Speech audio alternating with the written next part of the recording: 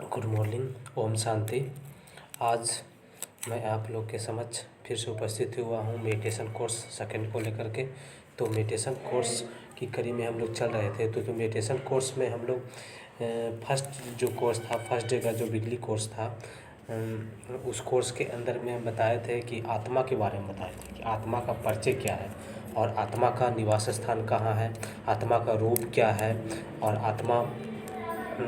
आत्मा किस तरह से काम करती है, शरीर के कितने अंग हैं और आत्मा के कितने अंग हैं और आत्मा किस तरीके से कार्य करती है, उसको समझे थे हम लोग। पिछले जो वीडियो था, पिछले जो कोर्स था, उसके अंदर में हम लोग आत्मा के बारे में अच्छी तरह से परिचय को जाना।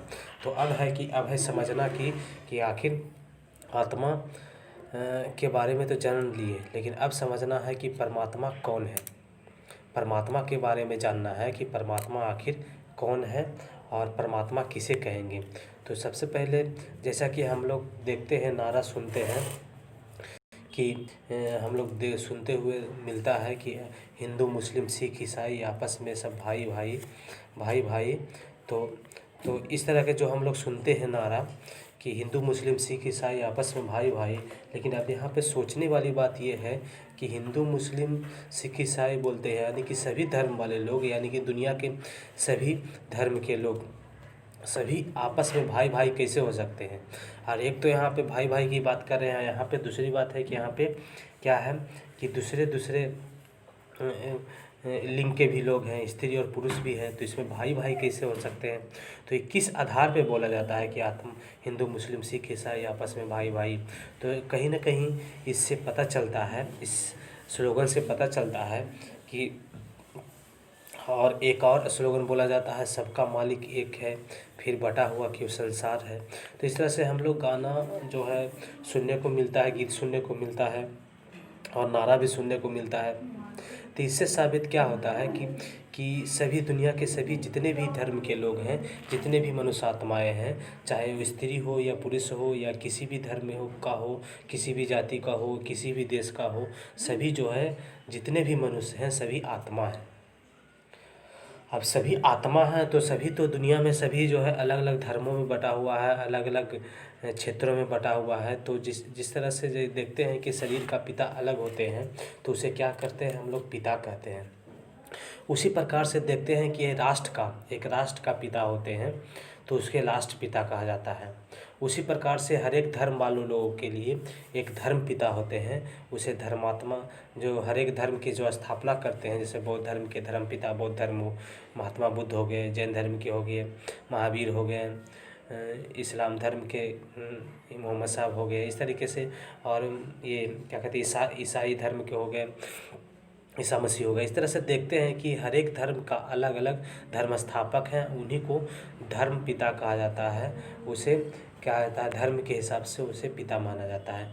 लेकिन अब यहाँ है कि राष्ट्र के हिसाब से राष्ट्रपिता कहा जाता है, शरीर का पिता अलग होता है और धर्म के पिता अलग होते हैं। और उस तरह से दुनिया में भी पूरी दुनिया की जो आत्माएं हैं, उस आत्माओं के और कोई व्यक्ति अच्छे काम करने वाले गुरु होते हैं तो उसे महात्मा कहा जाता है। तो उसे क्या कहा जाता है, महात्मा। जो महान कार्य करने वाली जो आत्मा होती है उसे महात्मा कहते हैं। तो इस तरह से हम देखते हैं कि दुनिया में जब सभी आत्माएं एक समान हैं तो उसके पिता भी एक ही होना चाहिए। सभी आत्मा जो है भाई भाई अगर है तो सबके पिता भी एक ही होना चाहिए, एक ही परम पिता होना चाहिए और सबके परमात्मा एक ही होना चाहिए। तो इस हिसाब से हम सोचते हैं तो लगता है कि सभी आत्माओं के परम पिता परमात्मा जो है एक है और सभी धर्म वाले किसी न किसी रूप में उसको मानते हैं।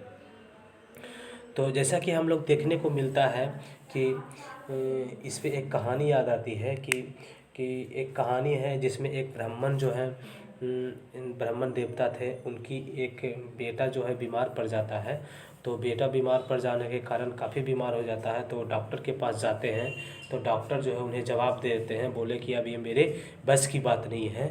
तो वो क्या करते हैं कि डॉक्टर जब कह देता है उनको कि बस की बात नहीं है तो वो चले जाते हैं ये क्या कहते हैं भगवान की शरण में और भगवान की प्रार्थना करना शुरू कर देते हैं और कहते हैं कि हे भगवान आप ही मेरे को बचाओ। तो वो जो है देवता जो ब्राह्मण देवता जो थे वो कृष्ण के बहुत बड़े भक्त थे और श्री कृष्ण की वो पूजा करते हैं। तो पूजा करते हैं और उसके बाद ध्यान लगाते हैं, उनको बाद फिर उनको बुलाते हैं कि हे श्री कृष्ण, हे आप आएँ और आकर के मेरी सहायता करें। लेकिन वो जो है ध्यान मग्न में रहते हैं, उनकी सहायता के लिए मांगते हैं। तो श्री कृष्ण जो है आने के लिए, उनकी सहायता करने के लिए आने ही वाले थे, तत्पर थे। तभी जो है किसी ने कह दिया कि अभी संकट के समय में श्री कृष्ण को आप क्यों बुला रहे हैं? इस संकट के समय में तो आपको कोई माता को पूजा करनी चाहिए, तो कोई देवी की पूजा करनी चाहिए। तो उसे भी लगा, उन्हें ब्रह्म देवता को भी लगा कि हाँ बिल्कुल आप सही कर रहे हो। तो वो क्या करते हैं, एक दुर्गा माता की पूजा करना शुरू कर देते हैं। तो फिर दुर्गा माता क्या होते हैं कि पूजा करना शुरू करते हैं, उनका ध्यान मग्न हो जाते हैं, उनके ध्यान में लग जाते हैं। तब होता है कि दुर्गा जी भी प्रसन्न हो जाते हैं कि नहीं भाई, जब वो व्यक्ति इतना हमारा भक्त जो है मुझे बुला रहा है तो हम ज़रूर जाते हैं, अवश्य जाते हैं और उसको क्या करते हैं, सहायता प्रदान करते हैं। तो जब आने ही वाले थे तब किसी ने आकर के बोल दिया कि भगवान आपकी देवी दुर्गा माँ की प्रार्थना आप क्यों कर रहे हो? आप जो है प्रार्थना करो, श्री गणेश की प्रार्थना करो, क्योंकि इस विघ्न के समय में, अभी जो इतने बड़े जो संकट के समय में विघ्न विनाशक जो है श्री कृष्ण है, ये क्या कहते हैं श्री गणेश हैं। तो आप गणेश की पूजा करें।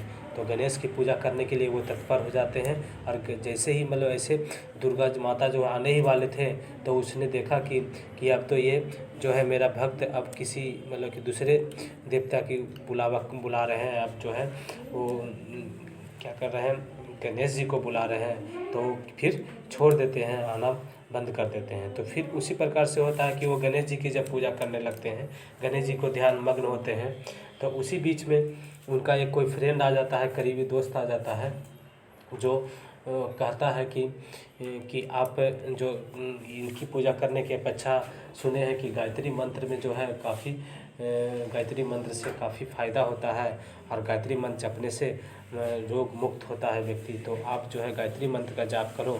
तो वो क्या करने लगते हैं, फिर जैसे ही गणेश जी आने वाले थे तो वो गायत्री मंत्र का जाप करने लगते हैं और गायत्री माता का बुलावा करने लगते हैं। तो इस तरह से क्या होता है कि उनकी विश्वास जो है एक पर एक दूसरे पर निर्भर होते जाता है। तो उसके बाद फिर जब गायत्री माता भी आने का प्रयास करते हैं कि मेरे भक्त कोई बुला रहा है तो हम जाते हैं, तो उसी बीच में कोई आ जाता है, कहता है कि आप गायत्री मंत्र का जाप छोड़ो, आप एक बाबा हैं और एक गुरु हैं जो आपको जो है इस संकट के समय में आपकी सहायता करेंगे, आप उनकी जाप करो। तो इस तरह से क्या होता है कि उनके इतना प्रोसेस करने के बाद उनके बच्चे की जो है डेथ हो जाती है और वे ये कदम कदम पे जो है अपना ध्यान केंद्रित करने वाले देवी देवताओं को चेंजिंग करते रहते हैं। तो इस वजह से क्या होता है कि चेंज करने के वजह से उनका जो है ये बच्चा नहीं बच पाता है, उनके बच्चा की मृत्यु हो जाती है।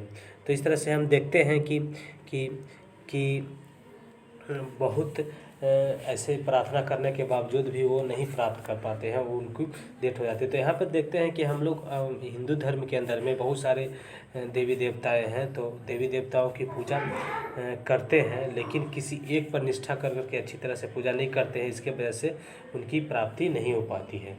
तो इस तरह से हम देखते हैं कि कुछ लोग कहते हैं परमात्मा के बारे में कि परमात्मा जो है क्या है, कुछ ही लोग कहते परमात्मा के बारे में कहते हैं कि आत्मा सो परमात्मा, कि आत्मा ही परमात्मा है। कुछ लोग कहते हैं कि परमात्मा सर्वव्यापी है, कुछ लोग कहते हैं कि परमात्मा जो है निराकार है, कुछ लोग कहते हैं कि परमात्मा जो है कण कण में विराजमान है। तो इसी तरह से एक और कहानी है जिस कहानी के अंदर में से क्लियर होगा कि परमात्मा आखिर क्या है। कि कुछ व्यक्तियों को कहा गया, कुछ अंधे लोग को कहा गया कि आप जा कर के, एक हाथी है और एक जानवर, मोटा सा जानवर आया है जिसको हाथी कहते हैं, उसको पता करो जा कर के कि वो हाथी कैसा है। तो अंधा व्यक्ति जब सभी जाते हैं, सभी 5 अंधे व्यक्ति के टीम जाता है, तो उसमें किसी ने पैर को पकड़ता है तो कहता है कि हाथी जो है खंभे जैसा है। कोई जो है कान पकड़ता है, उसको जा कर के देख करके आता है तो कहता है कि हाथी जो है सूप के जैसा है। तो कोई सूंड पकड़ता है जा कर के तो कहता है कि हाथी जो है सूंड जैसा है। तो कोई पूँछ जाके पकड़ता है तो कहता है हाथी पूँछ जैसा है। कोई उसके शरीर जाके पकड़ता है तो कहता है कि हाथी दीवार जैसा है। तो इस तरह से हम देखते हैं कि हाथी को एक अंधे व्यक्ति जो देख नहीं सकता है वो क्या करते हैं कि भिन्न भिन्न तरीके से उसका वर्णन करते हैं। तो उसी प्रकार से हम लोग जो है बहुत सारे साधु महात्मा हैं, बहुत सारे लोग मत मतांतर है जो जिस तरीके से जिस नज़रिए से परमात्मा को देखते हैं उस नज़रिए से वो वर्णन करते हैं।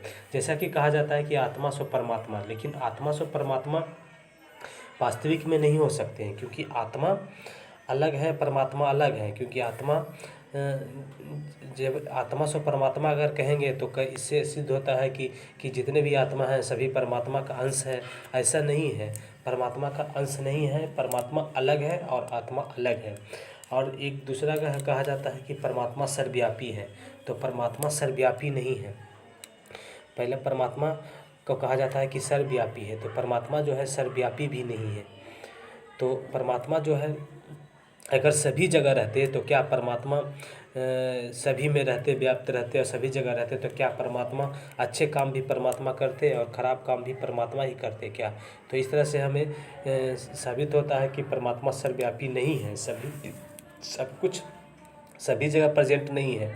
कुछ लोग कहते हैं कि परमात्मा निराकार है, तो परमात्मा निराकार है तो निराकार का मतलब समझते हैं कि इसका कोई आकार ही नहीं है। परमात्मा निराकार है, इनका कोई आकार ही नहीं है।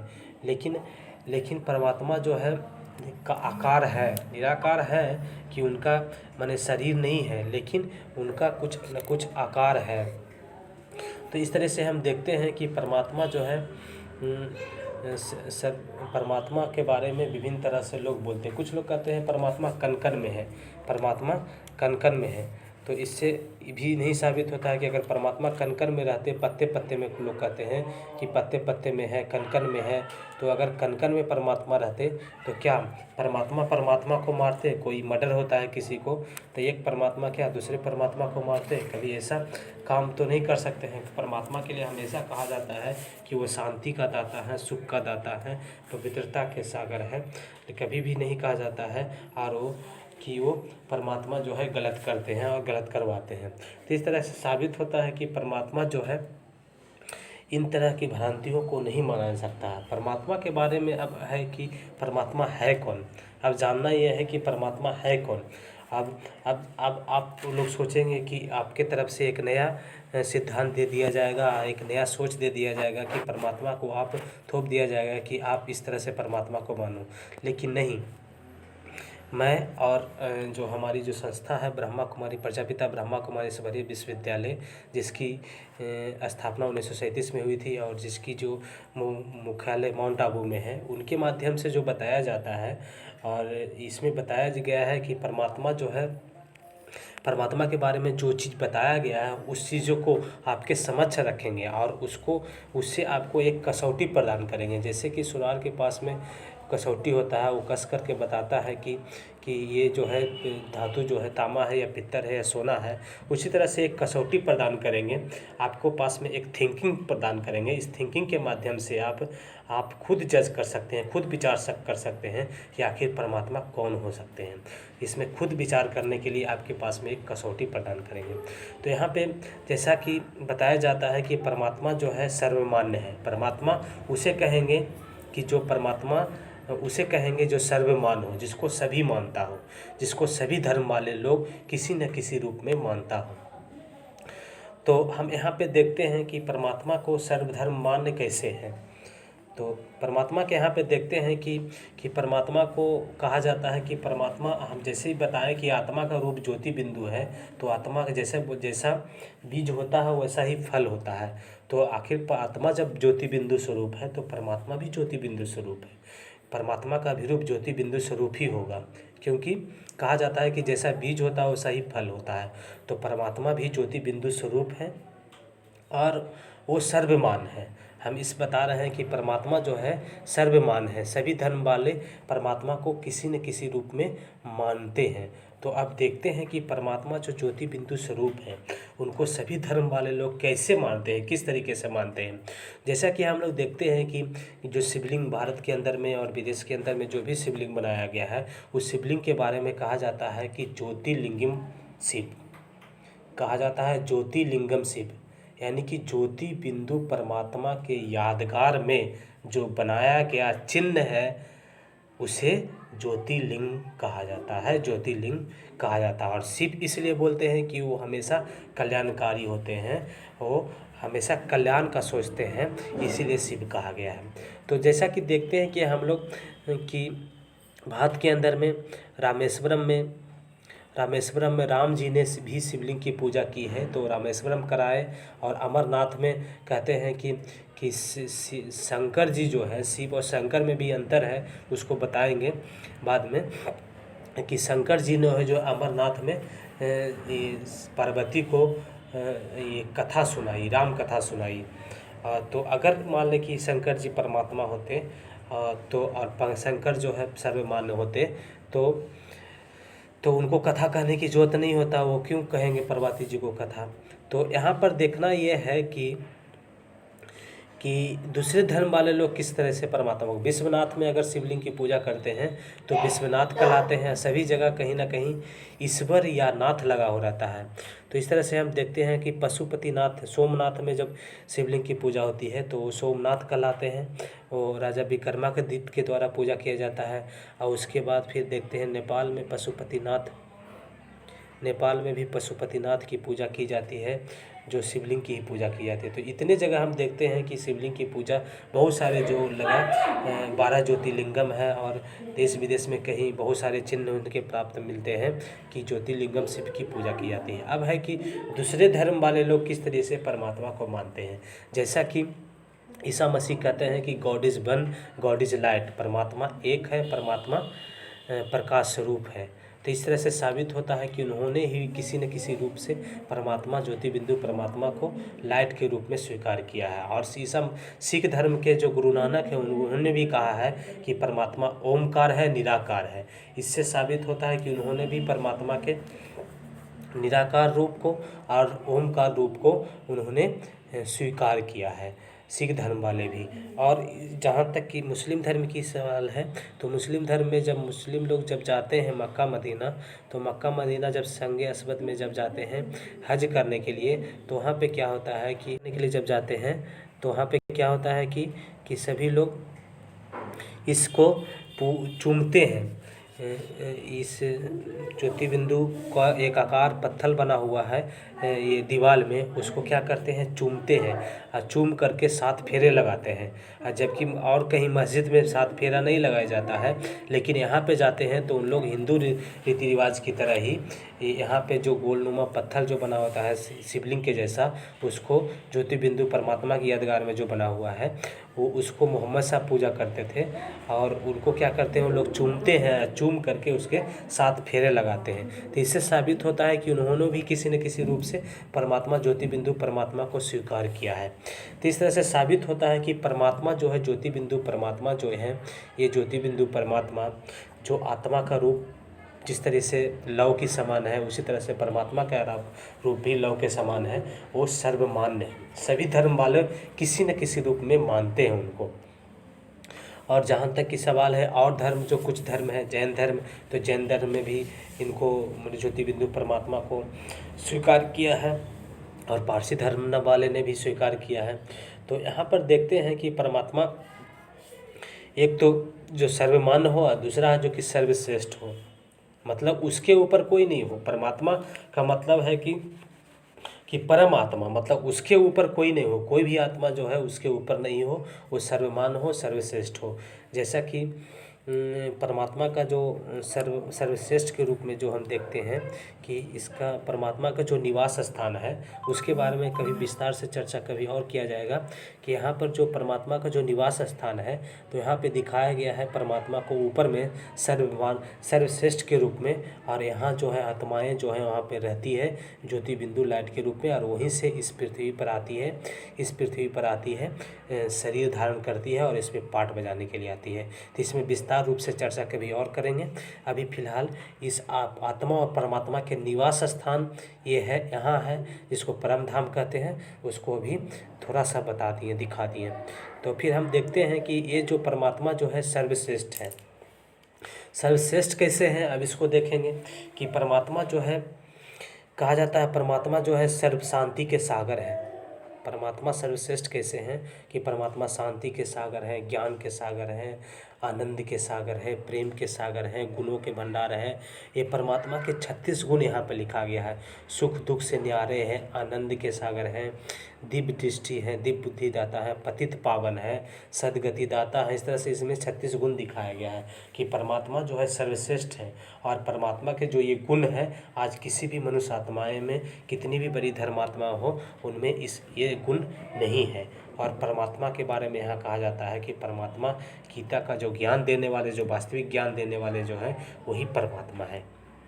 उसी परमात्मा के रूप में श्री कृष्ण को गीता में दिखाया जाता है। तो अब है कि परमात्मा के बारे में कहा जाता है कि परमात्मा सर्वज्ञ है। परमात्मा जो है सर्वज्ञ है, यानी सब कुछ जानता है। परमात्मा सर्वव्यापी नहीं है, सभी जगह प्रेजेंट नहीं है, लेकिन परमात्मा जो है सर्वज्ञ है, सभी जगह प्रेजेंट है।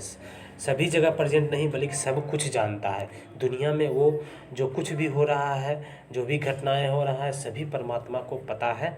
और वो सभी चीज़ें के बारे में उन्हें पता है। क्योंकि ये जो है एक ड्रामा बना हुआ है और ये पार्ट बनाने के लिए लोग यहाँ पे आते हैं इस पृथ्वी पर, इसलिए परमात्मा को सर्वज्ञ कहा गया है। अब तीसरी बात यह है कि परमात्मा निराकार है। परमात्मा निराकार है। परमात्मा ये ज्योति बिंदु स्वरूप है। निराकार का मतलब ये नहीं कि कोई आकार ही नहीं है, निराकार है, लेकिन इनका आकार कैसा है, कोई शरीरधारी मनुष्य नहीं है। वे एक ज्योति बिंदु के रूप में है, लाइट के रूप में है। और चौथी पश्चिमी बात यह है कि परमात्मा सर्वशक्तिमान है। परमात्मा सर्वशक्तिमान है, इनमें सर्व शक्तियों से संपन्न है। इनमें जितनी जो शक्तियां हैं, वो शक्तियां जो है और किसी में नहीं है। जिनके बारे में कहा जाता है कि परमात्मा जो है सर्वगुण संपन्न है। कहा जाता है कि परमात्मा शांति के सागर हैं, ज्ञान के सागर हैं, आनंद के सागर हैं, प्रेम के सागर हैं, सुख के सागर हैं, पवित्रता के सागर हैं। और इस तरह से परमात्मा के 7 गुण दिखाया गया है कि परमात्मा के 7 गुण हैं। उस 7 गुण के बारे में विस्तार रूप से कभी चर्चा करेंगे। तो ये 7 गुण में हो जाता है परमात्मा शांति के सागर हैं, शांति माना पीस, पवित्रता के सागर हैं यानी प्यूरिटी, उसके बाद फिर प्रोस्पेरिटी मतलब समृद्ध, ये क्या कहते हैं, सुख के सागर हैं। उसके बाद फिर कहा जाता है कि परमात्मा ज्ञान के सागर हैं, नॉलेज का सागर है। उसके बाद फिर कहा जाता है कि परमात्मा आनंद के सागर हैं, प्लेजर है, आनंद के सागर। परमात्मा के बारे में कहा जाता है कि वो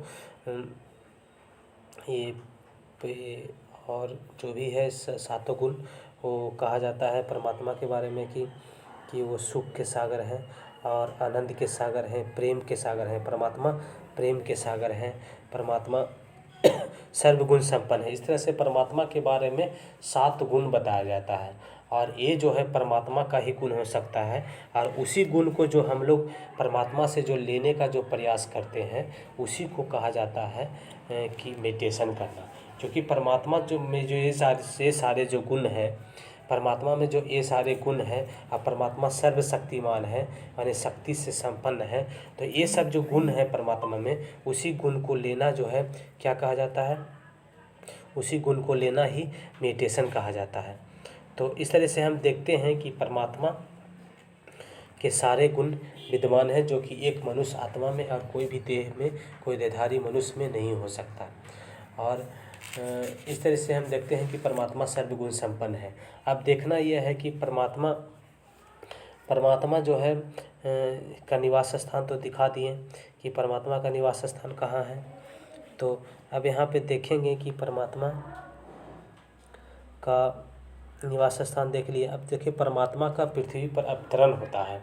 तो उस पृथ्वी पर जब अवतरण होता है, तो उस अवतरण के रूप में ही शिवरात्रि मनाया जाता है। शिवरात्रि जो हम लोग शब्द सुनते हैं, वो परमात्मा के अवतरण के रूप में ही मनाया जाता है। जब वो परमात्मा आते हैं तो पवित्रता, सुख, शांति, ये सब पूरे पृथ्वी को प्रदान करते हैं। इसी को कहा जाता है परमात्मा का अवतरण कहा जाता है। और उसके बाद फिर आगे एक राजयोग के बारे में बताते हैं कि परमात्मा से जो ये सभी गुण हैं, अभी जो बता रहे थे कि ये सब गुण है परमात्मा का, ये सभी गुण को लेना, परमात्मा से जो गुण है, जैसे शांति की, शक्ति की, पवित्रता की जो गुण है, उस गुण को परमात्मा से लेना, अपने आप को आत्मा समझ करके परमात्मा से लेने के लिए परमात्मा के पास जाना और परमात्मा से अपनी शक्तियों को, वो सभी शक्तियों को, सुख, शांति, पवित्रता, ज्ञान, आनंद, प्रेम, ये सभी की प्राप्ति करना और ये प्राप्त करके दूसरे को देना ही क्या कहलाता है। इस तरह से प्राप्ति करते हैं और प्राप्ति करके दूसरे को देना ही क्या कहलाता है, मेडिटेशन कहलाता है और योग कहलाता है। इस तरह से हम लोग देखते हैं कि शांति, जो हम लोग कहते हैं कि हमें शांति देना है किसी को, तो इस तरह से हम शांति ले करके, परमात्मा से शांति को ले करके हम दूसरे को भी शांति प्रदान कर सकते हैं। परमात्मा से पवित्रता लेकर के दूसरे को पवित्रता प्रदान कर सकते हैं। परमात्मा से शक्ति लेकर के दूसरे को शक्ति प्रदान कर सकते हैं। तो इस तरह से हम देखें इस कोर्स के अंदर में कि परमात्मा के परिचय को हम लोग जानें कि परमात्मा जो है सर्वमान्य है, परमात्मा सर्वश्रेष्ठ है, परमात्मा सर्वज्ञ है, परमात्मा निराकार है, परमात्मा सर्वशक्तिमान है। अब इस पे स्वयं आप लोग को विचार करना है कि वास्तव में परमात्मा जो है सर्वज्ञ है कि नहीं, सर्वश्रेष्ठ है कि नहीं, सर्वमान्य है कि नहीं, और सर्व निराकार और सर्वशक्तिमान है कि नहीं। तो इस पे आप खुद विचार कर सकते हैं कि परमात्मा और ज्योति बिंदु परमात्मा को सभी धर्म वाले लोग किसी न किसी रूप में मानते हैं। ये भी साबित कर इस वीडियो के माध्यम से और इस फोटो के माध्यम से ब्रह्मा कुमारी के द्वारा ये साबित किया गया है कि परमात्मा को, ज्योति बिंदु परमात्मा को जो है सभी धर्म वाले किसी न किसी रूप में माने हैं। और हम लोग भी मानते हैं, हिंदू धर्म में तो मानते ही हैं और सभी धर्म वाले किसी न किसी रूप में मानते हैं। इस तरह से साबित होता है कि सर्व आत्माओं के जो परम पिता हैं, जो सुप्रीम सोल है, सुप्रीम फादर जो है, एक ही परमात्मा है। और इन्हीं को क्या करना है कि बौद्ध धर्म की बात शायद नहीं बताए थे। बौद्ध धर्म वाले क्या करते हैं, 3 फीट के स्टैंड पर एक लाइट को जला करके, और जापान में दिखाया जाता है कि एक पत्थर को रख करके ध्यान केंद्रित करते हैं। तो इस तरह से बौद्ध धर्म वाले लोग भी किसी न किसी रूप में ज्योति बिंदु परमात्मा को मानते हैं। तो इस तरह से हम देखते हैं कि परमात्मा को सभी धर्म वाले किसी न किसी रूप में मानते हैं और वो परमात्मा को ध्यान लगा करके उस परमात्मा के गुणों को अपने अंदर में लाना ही मेडिटेशन कहलाता है, ध्यान कहलाता है। और आने वाला जो वीडियो होगा उसमें जो तीसरा जो साप्ताहिक कोर्स का हो, उसमें मेडिटेशन के बारे में बताया जाएगा और परमात्मा का निवास स्थान और शिव शंकर में अंतर है। शिव शंकर का एक वीडियो को यहाँ पे फोटो होगा, उसमें दिखाएंगे आप लोगों को कि शिव और शंकर में भी कुछ अंतर है।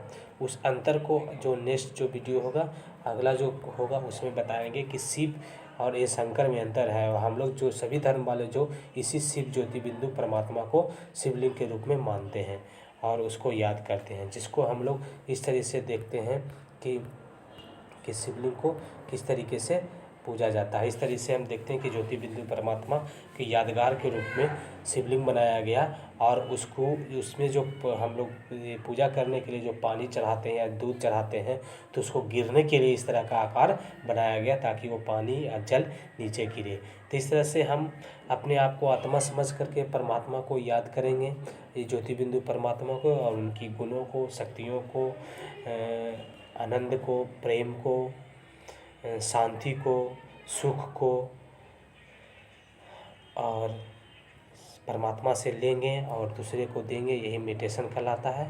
और हमें उम्मीद है कि आप लोग इस वीडियो को ज़्यादा से ज़्यादा देखेंगे और लाइक करेंगे और शेयर करेंगे, सब्सक्राइब करेंगे। और आप चाहते हैं कि इस तरह से वीडियो साप्ताहिक कोर्स वाला हम मेरे चैनल के माध्यम से देखें, तो मेरे चैनल जो है अमरदीप ज्ञान सागर सेंटर है, उस चैनल को सब्सक्राइब कर लें।